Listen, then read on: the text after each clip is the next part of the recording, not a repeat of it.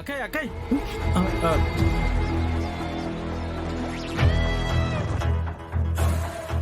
ఏందక్కాయ్ ఆలోచిస్తా ఉండవు?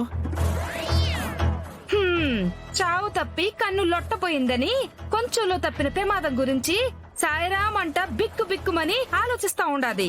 అమ్మా నేనేమి బిక్కు బిక్కుమంటూ భయపడుతులేను. అనన్య 2.0 ఇక్కడ.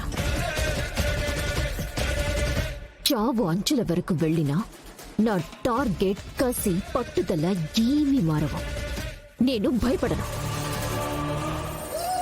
కానీ ప్లాన్ అంత వర్కౌట్ అయింది కదా. ఆ ప్రీతి సంతకాలు పెట్టేసింది. ఇంకా దాన్ని పంపించేయటమే బ్యాలెన్స్ అని అనుకున్నాను. చివరి నిమిషంలో సీన్ అంతా రివర్స్ అయిపోయింది. అదే ఆలోచిస్తున్నాను.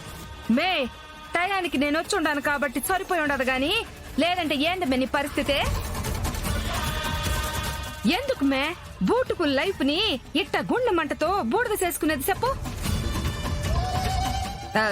ఇదంతా వద్దు మే, అయ్యే పని కాదు కానీ వదిలేసాయి. ఇక నుంచైనా యాడికైనా పోయి బుద్ధిగా బతుకుదాం. అమ్మా ఈ పిరికి మాటలు పనికి వాళ్ళ మాటలు మాట్లాడితే చంపేస్తాను. ఏమనుకున్నావా? ఇలా భయపడి వెనుకడుగు వేయటానిక నేను ఇంతవరకు వచ్చింది?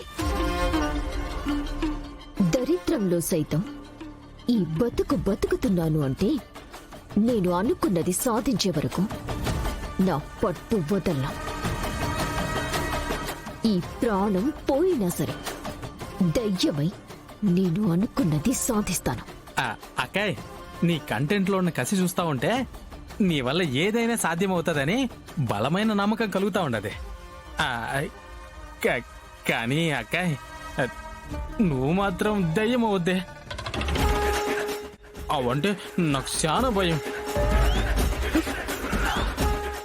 చెత్త మొహం నాయలా, నా మీద బలమైన నమ్మకం కలుగుతుంది అన్నది నేను దయ్యమయ్యే విషయంలోనా?